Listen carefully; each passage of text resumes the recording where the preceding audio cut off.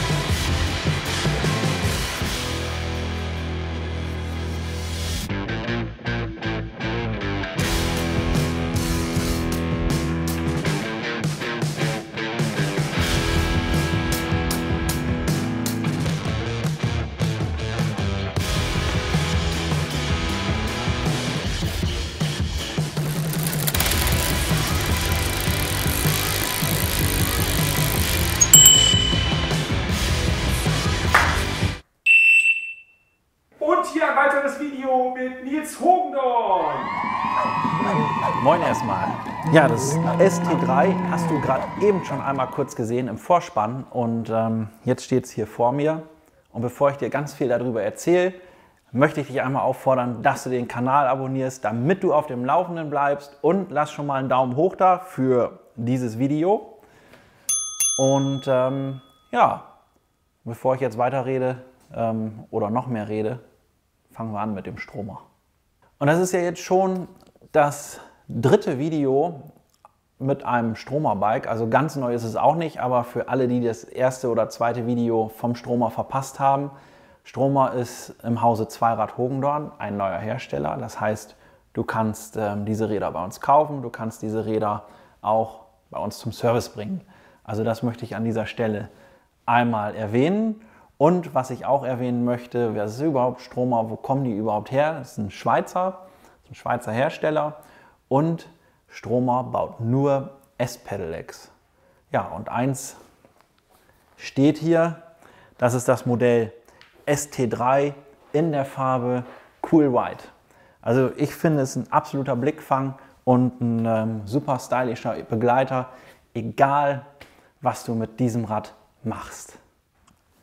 Und das natürlich auch von der anderen Seite.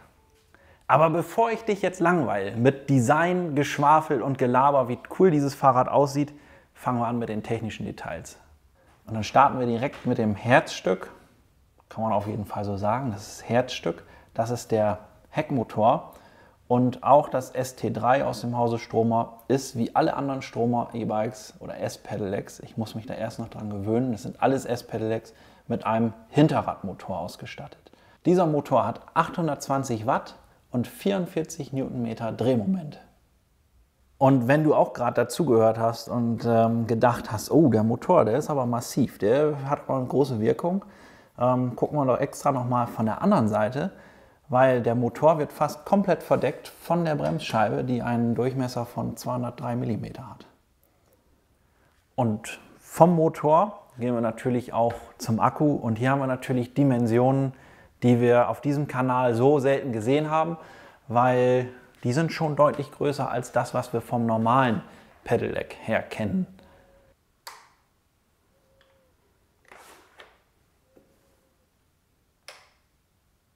Ich weiß immer gar nicht, was ich dazu sagen soll, weil du hast es wahrscheinlich auch gesehen. Ich habe den Akku oder das Akkufach hier tatsächlich schlüssellos öffnen können, und dann kommt der Akku hier schön zur Seite.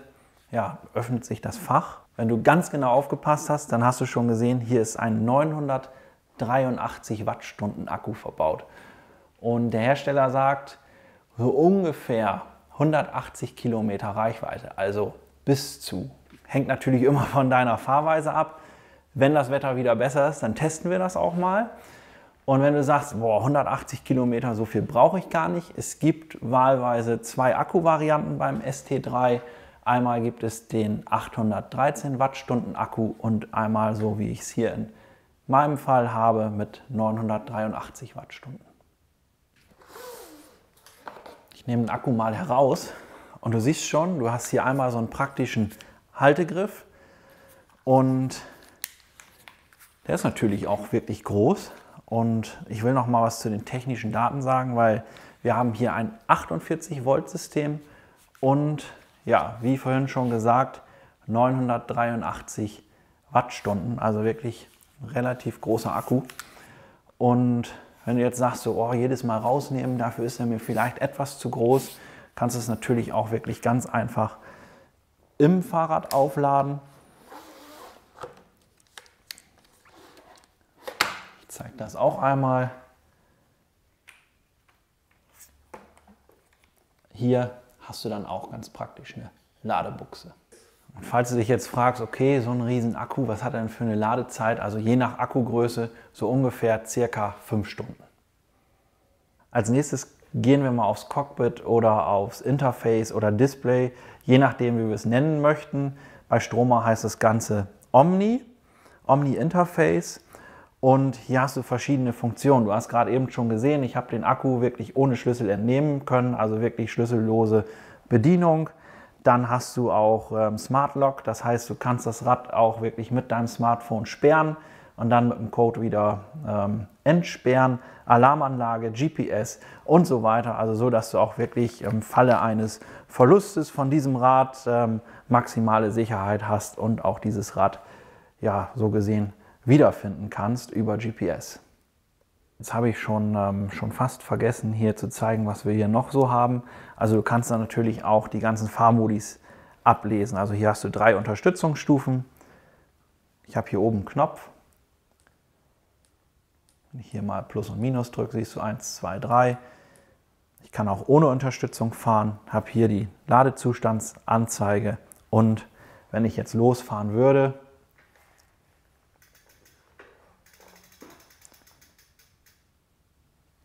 wird mir hier oben die Geschwindigkeit angezeigt und wenn ich das Fernlicht einschalte, auch wieder ein Highlight für mich, dann siehst du hier, dass das Symbol auch auf Fernlicht umspringt, so wie sich's gehört beim modernen Fahrrad. Und ich habe das gerade eben erzählt mit der GPS-Ortung und so weiter, also im Falle eines Diebstahls kannst du das Rad dann auch wiederfinden. Da habe ich auch schon mal gesehen, dass es wirklich funktioniert. Also Ortungsdienste, wissen wir ja, die hängen auch mal. Und in dem Fall ist das ist auch noch ein bisschen mehr als GPS. Also ein ganz einfaches GPS ist es nicht. Und ich bin in so einer Facebook-Gruppe, in so einer Stroma-Facebook-Gruppe und da war auch ein Stroma-Besitzer, dem wurde das Rad gestohlen und der hat es tatsächlich wiederbekommen aufgrund dieser Ortungsmöglichkeit. Finde ich super. Wenn du mich jetzt fragst, dann kann ich das auch ganz klar sagen. Also Diebstahl ist meiner Meinung nach hier wirklich zwecklos. Das Rad hat aber auch eine Wegfahrsperre und eine Alarmanlage. Also da ist schon ein ordentlicher Widerstand, wenn so ein Rad wirklich mal entwendet wird. Und ich sage das jedes Mal wieder so aus Versehen, dieses Rad, aber es ist nicht einfach nur ein Rad, es ist ein S-Pedelec, dazu noch ein besonders hochwertiges S-Pedelec. Und da sollten diese ganzen Sicherheitseinrichtungen auch wirklich serienmäßig sein, so wie es hier in dem Fall auch ist. Kommen wir zum nächsten Highlight vom Stroma ST3 und das ist die Schaltung und die kommt aus dem Hause Pinion. Jeder, der Pinion nicht kennt, das sind Ingenieure, die aus der Automobilbranche kommen, die sich gesagt haben, alles klar, wir müssen so eine Technik auch irgendwie in die Fahrradwelt bekommen und das ist dabei herausgekommen. Also hier ist wirklich das Getriebe in der Mitte vom Rad verbaut und ja, hier hast du eine 9-Gang-Schaltung. Die läuft auch im Ölbad, also wirklich ein komplett gekapseltes System, das über 2 Schaltzüge angesteuert wird und dann kannst du hier mit einem Drehgriff ganz einfach einen Gangwechsel vornehmen. Und was ist das Besondere an diesem Getriebe in der Mitte? Also in Kombination mit dem Carbon-Zahnriemen und dem Heckmotor ist diese ganze Antriebseinheit wirklich besonders wartungs- und verschleißarm. Gerade wenn man hört, 820 Watt Motor, also das ist ja schon richtig Leistung, die wir hier in diesem Fahrrad haben. Und wenn das dann kombiniert wird mit einem Heckmotor, einem Getriebe in der Mitte und so weiter, dann ist der Antriebsstrang wirklich bei dieser Leistung nahezu, ja, ich will nicht sagen verschleißfrei, aber es ist wirklich entlastet. Also wenn wir uns mal vorstellen, wir hätten einen 820 Watt Motor in der Mitte mit wahrscheinlich 150 Newtonmeter oder so, damit wir ungefähr auf die auf die Leistung kommen, die wir hier verspüren, also ich rede hier von verspüren, dann wüssten wir auch, also könnte man sich so ungefähr vorstellen, also jeder, der schon mal ein Rad mit Mittelmotor gefahren hat, was richtig Dampf hat, der weiß auch, alles klar, so eine Kette und so ein Ritzel, da ist der Verschleiß dann auch dementsprechend höher, als wenn man einen Mittelmotor hat. Deswegen ist diese Kombination wirklich für diese Art von Rad ideal.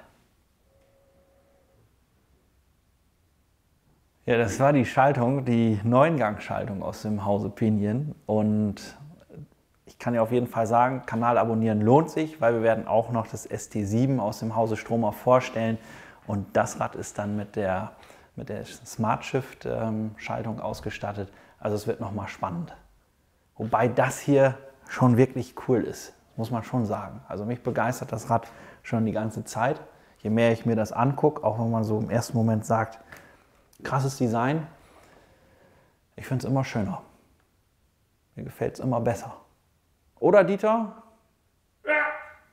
Jetzt gucken wir uns einmal kurz den Reifen an. Reifen aus dem Hause Pirelli. Auch da hat Stromer eine Kooperation mit dem Reifenhersteller und wohl auch eine spezielle Gummimischung, weil dieser Reifen hat einen unheimlichen Grip, den du auch brauchst bei so einem Rad, weil du ja auch 45 km/h damit wirklich fahren kannst.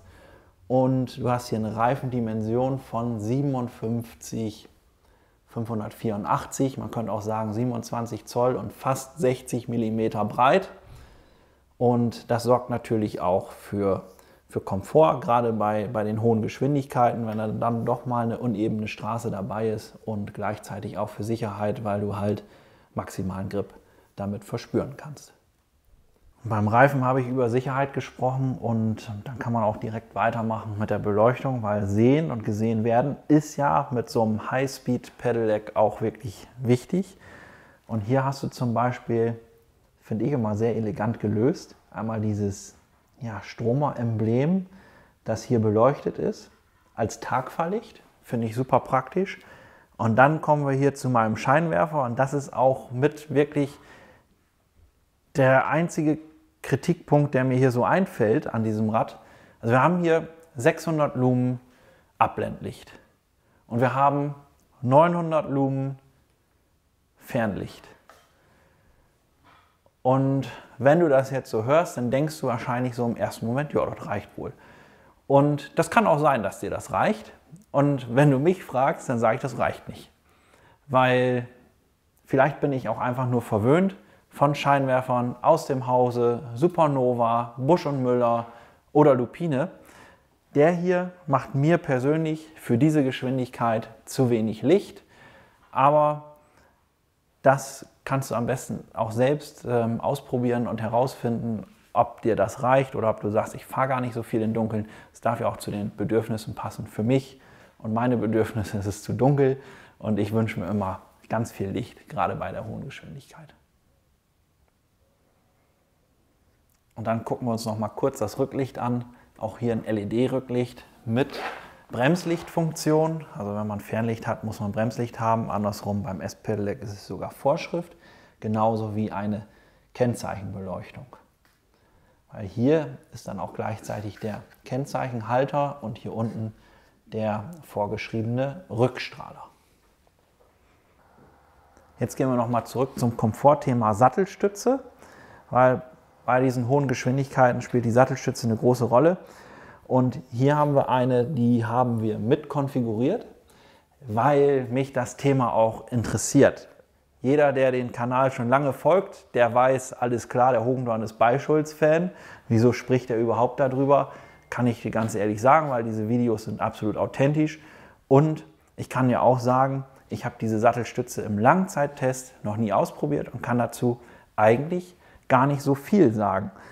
Wenn du aber so meine Meinung haben möchtest, die ich auf den ersten Blick darüber habe, dann würde ich echt sagen, die fühlt sich sehr, sehr gut an, diese Sattelstütze. Und ich würde es auf jeden Fall probieren. Und falls du sagst, Beischulz, interessiert mich auch, dann guck mal auf dem Kanal, weil dann findest du auch ein Video über eine Beischulz Federsattelstütze. Wenn du diese Sattelstütze direkt von Stromer dazu konfigurierst, dann ist das so ungefähr ein Aufpreis von 245 €.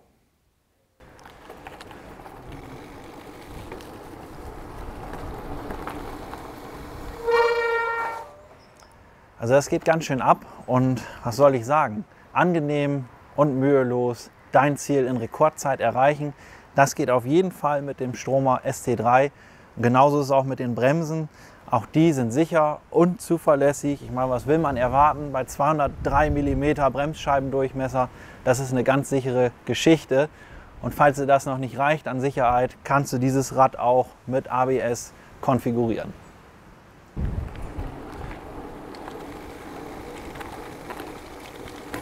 Wir sind wieder drin, draußen ist es viel zu kalt und viel zu windig, aber ich muss sagen, das Stroma geht echt richtig gut ab. Also das habe ich schon auf dem kurzen Stück gemerkt, dass ich gedacht habe, Junge, da sitzt wirklich Musik drin.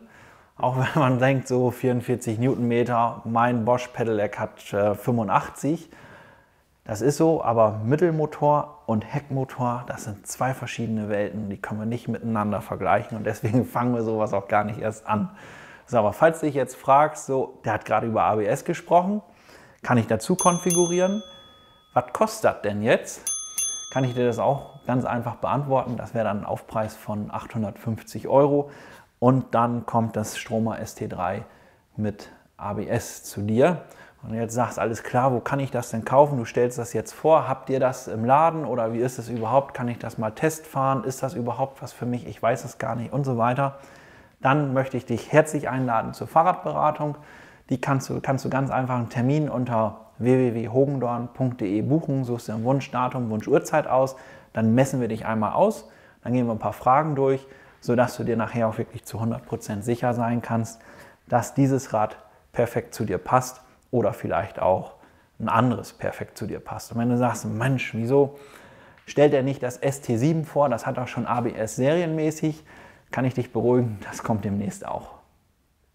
Falls du denkst, oh, jetzt ist das Video gleich schon zu Ende, dann vergewissere ich mich nochmal, ob das wirklich so ist, weil manchmal habe ich hier so einen schlauen Zettel in der Hosentasche und da muss ich dann tatsächlich doch nochmal drauf gucken.